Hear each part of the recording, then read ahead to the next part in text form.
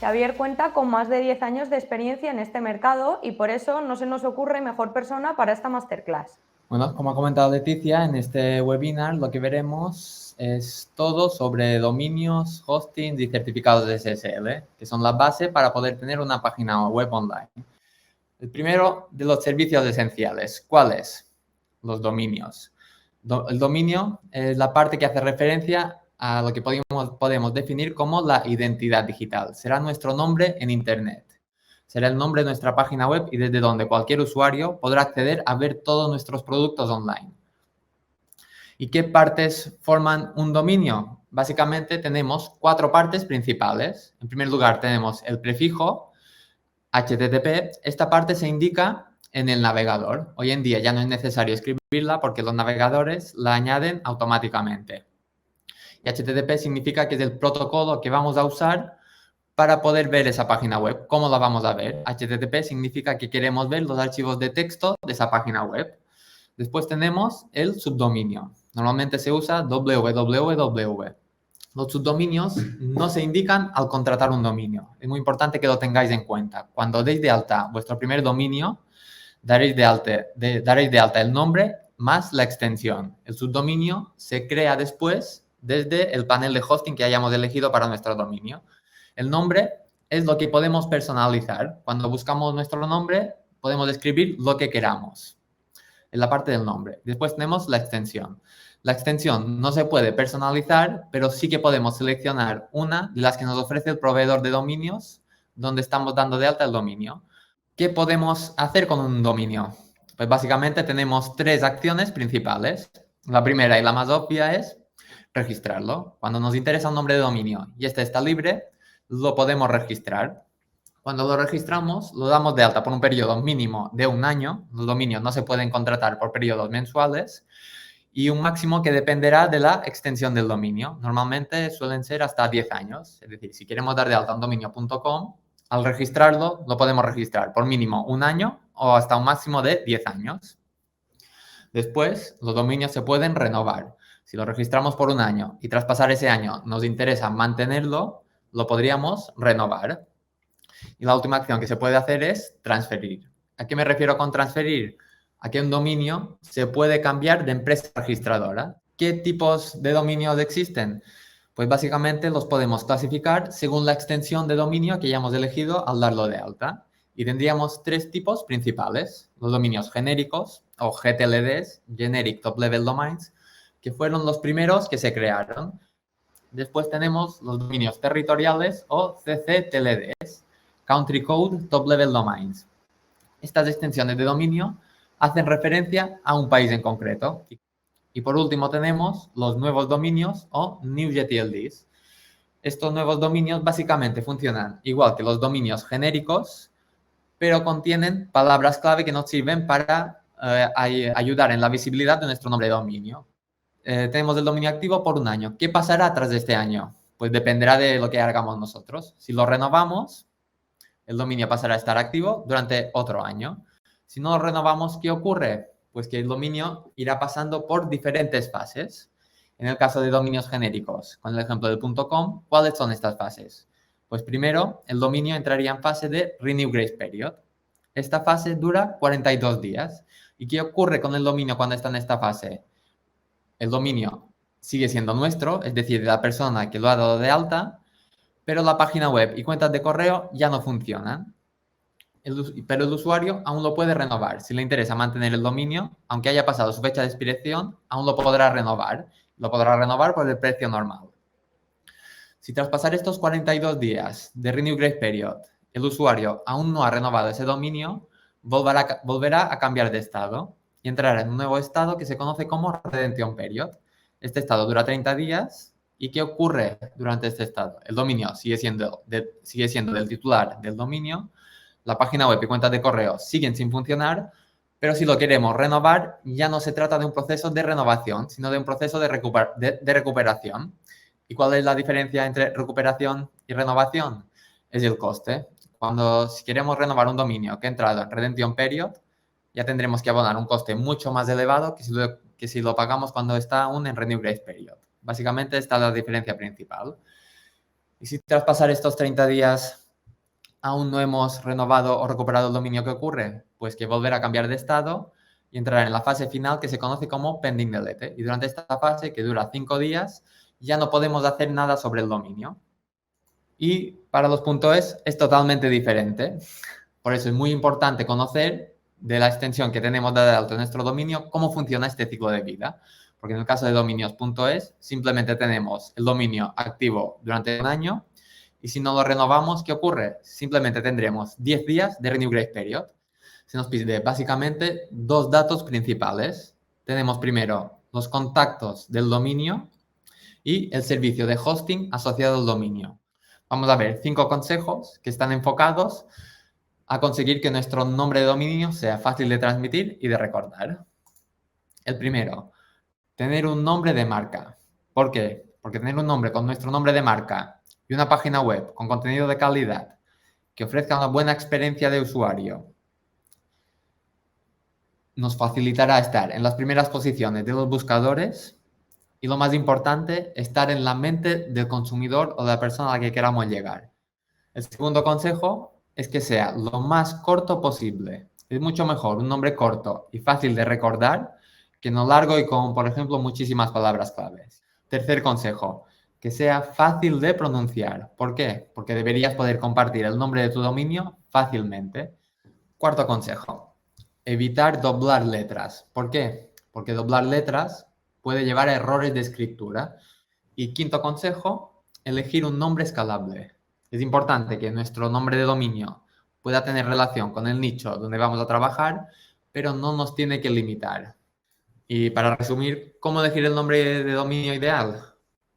Que sea un nombre de marca inventado mejor y de lo más corto posible, es decir, que contenga el mínimo de palabras, si puede ser una, perfecto, que sea fácil de pronunciar, evitando combinaciones confusas como lo de doblar letras y eligiendo un nombre escalable que nos permita crecer de cara a mañana.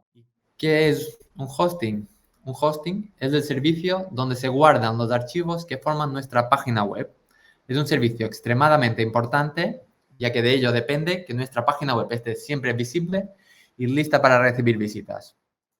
¿Y qué tipos de hosting existen? Pues hoy en día tendríamos tres tipos de hosting principales que se están ofreciendo.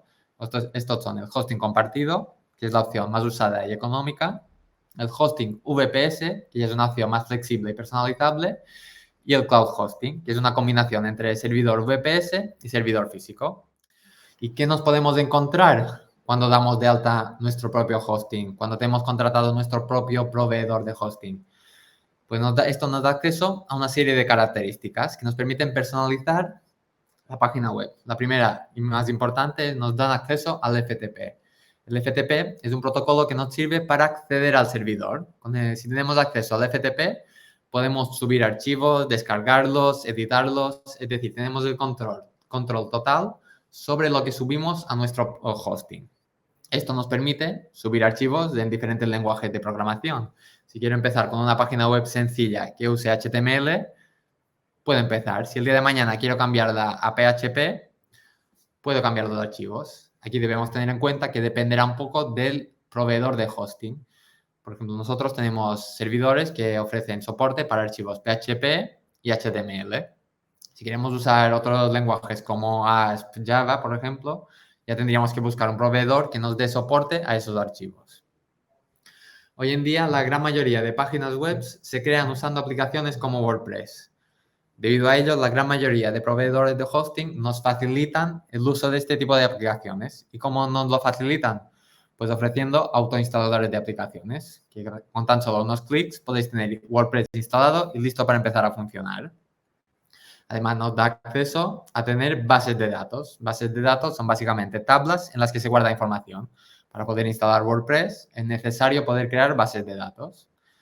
Después también, y muy importante, normalmente tener nuestro propio hosting nos da acceso a la creación de cuentas de correo personalizadas con nuestro nombre de dominio. Hoy en día, para cualquier negocio, es súper importante tener una cuenta de correo propia. ¿Por qué? Porque no se ve muy profesional contactar con un cliente a través del típico Gmail o Hotmail. Si podemos, aunque solo sea para usar correo, es muy recomendable registrar un dominio y asociarlo a un plan de hosting o de correo para tener cuentas de correo profesionales. Aunque de momento no tengamos página web, solamente para poder usar el correo ya tendremos una gran ventaja como negocio.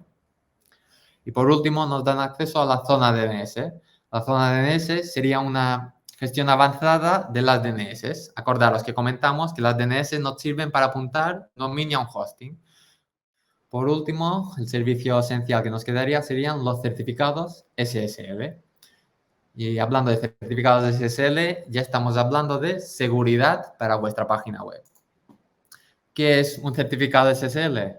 Pues es un pequeño archivo que se instala en el servidor de alojamiento y que nos permite establecer una conexión segura y cifrada entre el navegador y servidor, permitiendo de esta forma que datos como contraseñas, datos de pago o cualquier tipo de información viaje cifrada. ¿Cómo lo sabemos si una web tiene o no un certificado SSL? Simplemente debemos fijarnos si delante del navegador aparece el candado. Si en el navegador aparece el dominio con el candado, quiere decir que esa página web tiene instalado un certificado SSL. Los certificados hemos comentado que son pequeños archivos que se instalan en el servidor de alojamiento. Estos archivos serán tres: el CSR, la key y el CACRT. Estos tres archivos se generarán cuando demos de alta nuestro certificado. Una vez, es un proceso que se realiza automáticamente. No hace falta saber en detalle qué tipo de archivos son y cómo funcionan, porque hoy en día normalmente con escribir el nombre de dominio ya estos archivos se generan automáticamente. Una vez generados estos archivos, tendremos que validar el certificado para poder usarlo. La validación dependerá del tipo de certificado que demos de alta, pero normalmente se realiza mediante email o mediante la zona DNS, lo que comentamos antes que tenemos en el hosting. Después, una vez generado el certificado y cuando lo tenemos ya validado, lo podemos instalar en nuestro proveedor de hosting. Aquí es muy importante remarcar que el certificado SSL se instala en el proveedor donde tenemos nuestra página web. No depende de dónde tengamos el dominio, sino de dónde tenemos la página web. Tendremos que contactar con el proveedor de hosting donde tenemos la página web para saber cómo tener un certificado SSL con ellos y cómo instalarlo.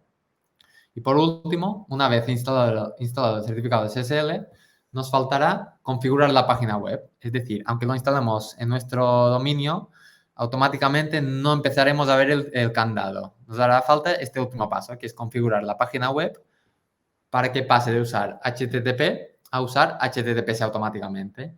¿Y cómo se realiza este proceso de configuración? Dependerá pues de cómo tengamos creada la página web. Si es con WordPress, tendremos que hacer unos cambios desde la zona de administración para que automáticamente cambie todo el tráfico de HTTP a HTTPS. Esto si buscáis la aplicación con la que tenéis creada la página web, por la red encontraréis multitud de ayudas. O si no, con contactar con vuestro proveedor de hosting y seguro que os ayudarán. ¿Y qué tipos de SSL existen? Pues los SSL los podemos clasificar según el número de dominios que nos permiten y el tipo de validación que podemos llevar a cabo. Y hasta aquí todo. Hemos visto que los dominios, hostings y certificados SSL son la base para crear nuestra identidad digital. Son tres servicios de los que realmente se habla muy poco, pero que son súper importantes. Y espero que con esta charla entendáis ya un poquito más cómo funcionan y tengáis claro las recomendaciones a seguir para que podáis iniciar vuestros proyectos digitales de la mejor forma posible. Sí, vamos a hacer algunas de las preguntas que han ido lanzando los asistentes. Un alumno nos comenta que qué hace si quiere el mismo dominio en países de diferentes continentes. Vale, en ese caso, si tú quieres tener un dominio y que se pueda acceder desde Latinoamérica y desde Europa por igual, lo importante será buscar un proveedor de hosting que te pueda ofrecer un servicio que esté distribuido localmente en diferentes ubicaciones. Esto hay proveedores de hosting que te ofrecen como copias de seguridad que tienen, es decir, sus servidores los tienen ubicados en Europa y en Latinoamérica. De esta forma, tú consigues que si un usuario accede desde Europa lo haga rápidamente y que si accede de Latinoamérica, lo haga también rápidamente. Otra pregunta es, ¿cómo se conecta un hosting con los DNS del dominio? Esto es... Al dar de alta el dominio, tenemos normalmente dos opciones. Una, seleccionar un plan de hosting de ese mismo proveedor de hosting, que en este caso no te hará falta poner las DNS, o tienes la opción de apuntarlo a un proveedor externo, que en ese caso es cuando tienes unas casillas donde puedes poner las DNS. Por un lado, ¿qué tipo de certificado SSL es cuando tiene el candado verde?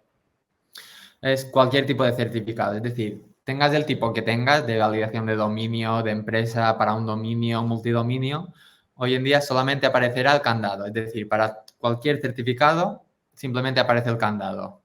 Yo te doy las gracias por todo lo que nos has contado, porque estoy segura que va a ser de muchísima utilidad, ya que era algo que, pues eso, los estudiantes siempre iban preguntando, tenían dudas y bueno, al teneros a vosotros, pues creo que todo va a quedar resuelto a partir de ahora. Y bueno, que cuando queráis ya sabéis que ya llevamos un añito colaborando y Tokio para lo que necesitéis. Muchas gracias. Para nosotros es un placer poder estar aquí y este tipo de charlas nos gusta mucho porque es lo que he comentado un poco, que el mundo de los dominios, hosting y certificados SSL realmente es poco conocido y teniendo en cuenta la importancia que tienen, porque si en un dominio no puedes tener una página web, son servicios que se conocen muy poco y para nosotros es un placer poder ayudar a los alumnos a entender un poco más cómo funcionan.